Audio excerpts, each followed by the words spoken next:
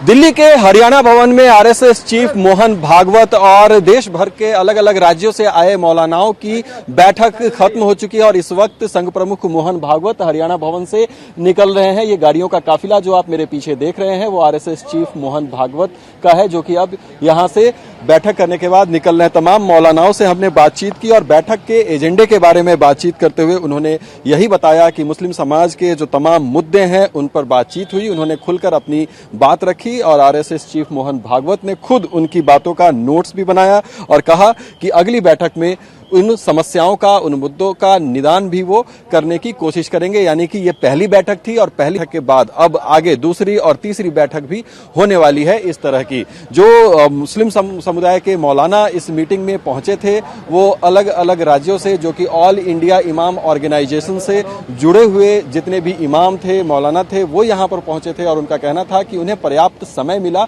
इस बैठक में अपनी बातों को, अपने मुद्दों को रखने का। और ये देश के इतिहास में पहली बार आरएसएस चीफ के साथ इस तरह की बैठक जो है वो आयोजित की गई दिल्ली के हरियाणा भवन में, जिसमें उन्हें खुलकर बातचीत अपनी रखने का मौका मिला। ये पहले से मीटिंग जो है वो तय थी और इसमें लगभग 70 की संख्या में देश भर से मौलाना पहुंचे थे। आरएसएस चीफ के अलावा इसमें आरएसएस के अन्य नेता जैसे कि इंद्रेश कुमार, कृष्ण गोपाल और दत्तात्रेय होसबले और रामलाल भी मौजूद थे। ऐसी जानकारी जो है वो सामने आ रही है और ऑल इंडिया इमाम ऑर्गेनाइजेशन के जो अध्यक्ष हैं मौलाना इलियासी, वो भी इस बैठक में मौजूद रहे। तो एक आउटरीच प्रोग्राम की तरह इस बैठक को देखा जा रहा है, जिसमें संघ प्रमुख खुद पहुंच रहे हैं और जो देश भर के मुस्लिम समाज का प्रतिनिधित्व करने वाले जो उनके धर्मगुरु होते हैं, नेता होते हैं, मौलाना होते हैं या इमाम होते हैं, उनसे उनकी बातचीत हो रही है, उनकी बातों को वो सुन रहे हैं। और ये पहली मीटिंग जरूर है लेकिन ये आखिरी मीटिंग नहीं है। ये भी एक बड़ा संदेश जो है वो इस बैठक से निकलकर सामने आया है और इस तरह की बैठक जो है वो आगे भी चलती रहेगी। इसका उद्देश्य जो अभी एजेंडा के बाद पता चल रहा है वो यही कि आरएसएस एक बड़ा संदेश जो है इस बैठक के जरिए ये देना चाहती है कि मुसलमानों के लिए भी आरएसएस के रास्ते खुले हुए हैं। जिस तरीके की एक एंटी मुस्लिम छवि आरएसएस की बनाई गई वो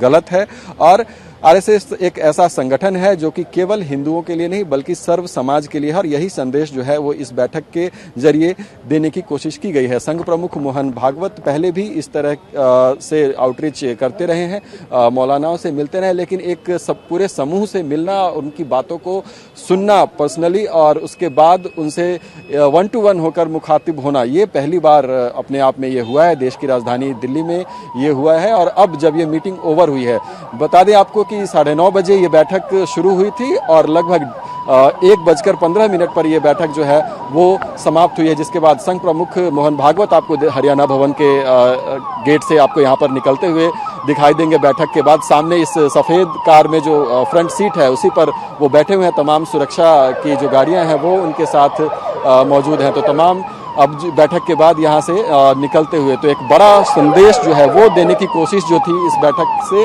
वो जो है पूरा हुआ है।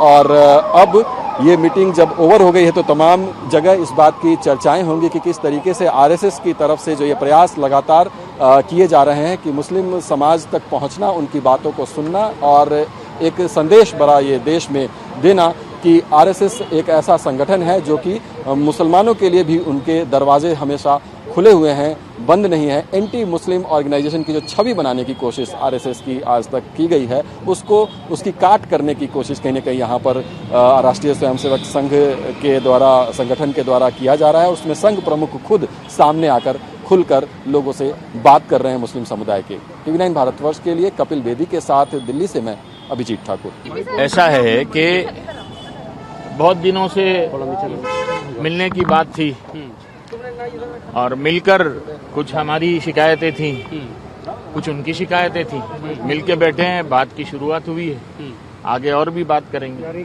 जो मौजूदा हालात है मुल्क के, खासतौर पर मुसलमानों के जो जिस तरह की बातें कही जाती है, उन सब चीज़ों को लेकर आप लोगों ने अपनी शिकायत रखी? हमने अपनी शिकायत बहुत खुले तौर से रखी, उन्होंने अपनी बात भी खुले तौर से रखी है। तय ये हुआ है कि ये पहली मुलाकात है, हमने अंदर क्या बात की हम खुले तौर से नहीं कहेंगे, दूसरी मुलाकात होगी, जल्द होगी, तीसरी मुलाकात होगी, लेकिन कहीं न कहीं शुरुआत हुई है डायलॉग की। जहाँ पर मिसअंडरस्टैंडिंग है, जहाँ पर गलतफहमियां हैं, तो वो हमने रखी हैं। उनके पास जो हमारी गलतफहमियां थी वो हमने रखी हैं। एक चीज मौलाना और साहब ये बताइए, भागवत साहब के साथ कोई के पास से कोई एश्योरेंस मिला आपको तमाम मुद्दों पर? उनकी तरफ का उनका रुख क्या था भागवत साहब जी, सदियों का बिगाड़ है। आप 3 घंटों में तो न एश्योरेंस हो सकता है। ये है कि एक डायलॉग की शुरुआत हुई है, बातचीत की शुरुआत हुई है और आगे चल के और बातें होंगी और मुलाकातें होंगी। जो भागवत साहब का एक रुख इशू क्या था? एक इशू जो इस वक्त मुल्क में मुसलमानों के सामने है कि भाई असुरक्षा की जो भावना, इस चीज को लेकर बात हुई है प्यार की, हाँ बात हुई है इकरार की। बात ये हुई है कि बाहर निकल के कोई कड़वा नहीं बोलेगा, अंदर भी किसी ने कड़वा नहीं बोला। जी जी बड़े भाई छोटे भाई की शिकायतें थी, आगे चल के सुलझाई जा सकती। सर रुख क्या था मोहन भागवत साहब का? रुख क्या था आपकी रुख शिकायतों तो पर? अच्छा ही होता है। जब एक भारतीय परंपरा है, अगर मेजबान किसी मेहमान को बुलाता है तो वो अच्छे से बात करता है। इस वक्त क्योंकि आप गुजरात से हैं और यूपी के भी इश्यूज है बहुत सारे, उन्होंने भी उठाए। सारे इश्यूज पे बात की, उनको बताया हमारी ये तकलीफें हैं, हमारे ये प्रॉब्लम्स हैं। उन्होंने लिखा, नोट किया। उन्होंने कहा कि बहुत सारी ये बताइए कि किस तरीके की बातचीत थी, उन्होंने संबोधित किया था आप लोग? मुद्दे बिल्कुल 1 to 1 नहीं, कोई मतलब 1 to 1 इश्यू के बारे में तो हम बात नहीं करेंगे। बात ये हुई है कि अब तक ये था कि मुलाकात नहीं थी, हम सब मिलके बैठे, हमारी बातें बताई। आगे वाले दिनों में और भी दूसरे इश्यूज हैं, दूसरी चीजें हैं। क्या आप मौलाना लोगों इसमें ने शामिल हुए थे अच्छा, बैठक में? तो क्या कितने मौलाना थे? क्या आप लोगों ने इस तरह की कोई चीज की कि भाई आरएसएस जो है वो हुकूमत पर एक प्रभाव रखता है, बीजेपी पर, तो सरकार से जब आप कोई लोगों प्रभाव ने- रखता होगा तभी तो उनसे मिला जाएगा ना।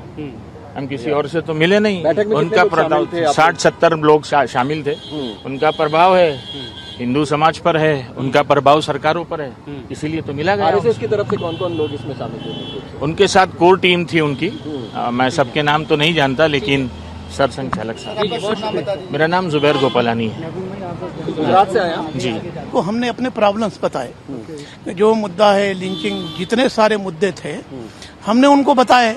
तो उन्होंने कहा कि ठीक है, बात करते रहेंगे। हमने सारे मुद्दे बताए, वक्फ बोर्ड का इशू था, लिंचिंग वाला इशू था, एनआरसी का, जितने मुद्दे थे हमने सब पर बात किया, खुल के चर्चा किया। उन्होंने भी खुल करके हमारी बात सुनी।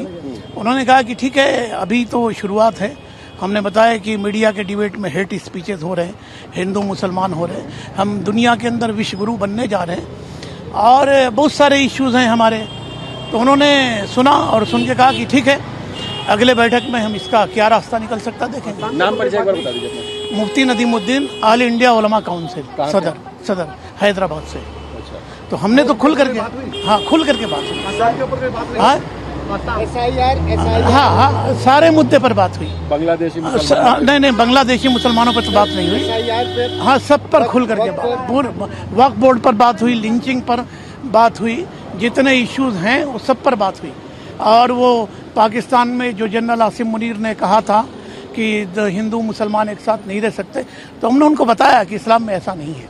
जो राजनीतिक पार्टियों के मंत्रियों के द्वारा, नेताओं के द्वारा, हाँ, वो सारे मुद्दे उठाए गए मुद्दों पर, हाँ, बिल्कुल बिल्कुल। मुस्लिमों पर इंटरेक्शन हुआ आपका मोहन भागवत जी से या हाँ, फिर एक ग्रुप में हुआ? नहीं हुआ, इंट्रोडक्शन हुआ और उन्होंने खुल करके सुना। देखिए, उन्होंने कहा कि संघ के बीच में जो नफरत फैलाया गया है, तो ये कटुता कब खत्म होगी, जब आप लोग बातचीत करेंगे। तो हमने अपनी बात उनको सामने रखी है और बहुत अच्छे तरीके से रखी है। हमारे प्रॉब्लम्स क्या है, 3 डेज सेक्शन, खास तौर से वक्फ बोर्ड में जो ASI प्रोटेक्टेड मोनूमेंट्स हैं, गवर्नमेंट के अधीन है, तो हमको खदशा है कि कहीं सरकार हमारी मसाजिदों को हड़प न ले। तो हमने वो सारे मुद्दे रखे उनके सामने, हेमंत बिश्व शर्मा ने कहा है, वो सारे मुद्दे रखे हमने, सारे नहीं देखिए, हमने अपने प्रॉब्लम्स बताए। मेरा नाम महमूद हसन है, कहाँ से? मैं आज़ाद मार्केट से हूँ, मदरसा चलाता हूँ मैं दिल्ली। हाँ, 76 ईयर पुराना मदरसा है। मोहन भागवत जी पहले जा भी चुके हैं वहाँ। अच्छा। उन्हीं के साथ मीटिंग थी आज। हिंदुस्तान भर से मौलाना लोग आए हुए थे। सब ने अपनी अपनी बातें आज के तारीख में, आज के वक्त में देश में जो हालात चल रहे हैं, उन्हीं पे बात हुई। 3 घंटे उन्होंने बहुत अच्छे से सुना सबको।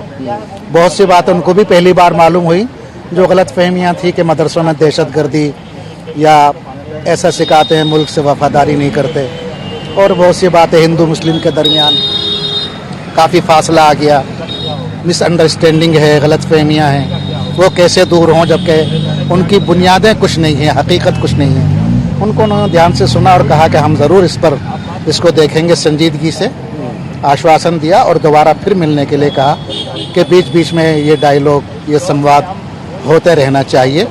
और ये पहला इत्तेफाक है हमारी हिस्ट्री में कि किसी आरएसएस चीफ के साथ उनकी दावत पर इतने मौलाना लोगों ने हिंदुस्तान भर से जो आए थे मीटिंग की। कितने लोग थे शामिल? 100 से ज़्यादा ही थे, सारे हिंदुस्तान से बड़े बड़े उलमा लोग थे।